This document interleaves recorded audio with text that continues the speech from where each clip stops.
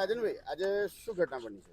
ઘટનામાં તો એવું છે કે 4 વાગ્યા છે રાતના અને ગૌરક્ષકોની ટીમે 1.5-2 કલાક પહેલાં બિલોદરા ચોકડી નડિયાદ ગણપતિ ચોકડીની આગળ ત્યાં 6 ટ્રકો હતી.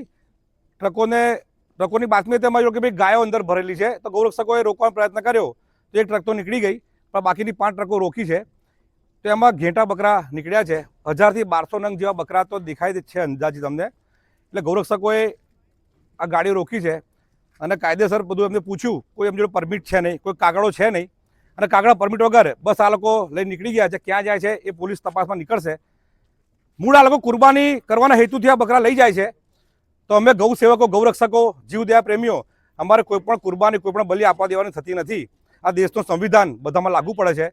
કોઈ પણ બકરાની બલિ અમે નહીં થવા દઈએ. આ 5 ટ્રક એમાં જે બકરા ભર્યા છે એ બધા બકરા અમે પાંજરાપોળમાં સુરક્ષિત મૂકીશું.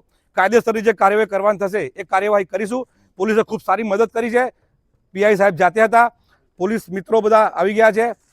હાલમાં રૂરલ પોલીસ સ્ટેશન ઊભા છીએ. આ 5 ટ્રકોએ તમે જોઈ શકો છો, બધામાં 1000થી 1200 નંગ બકરા ભર્યા છે. કુરબાની માટે લઈ જવાય છે.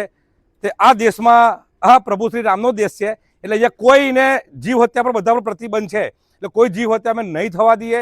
કાયદેસરની કાર્યવાહી કરવા અમે હવે અંદર જઈ રહ્યા છીએ પોલીસ સ્ટેશનમાં. આગળ જુઓ શું થાય છે હવે.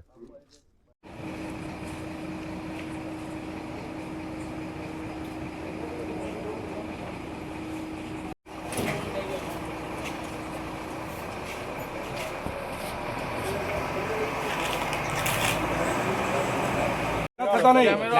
લાઈટ લાવો.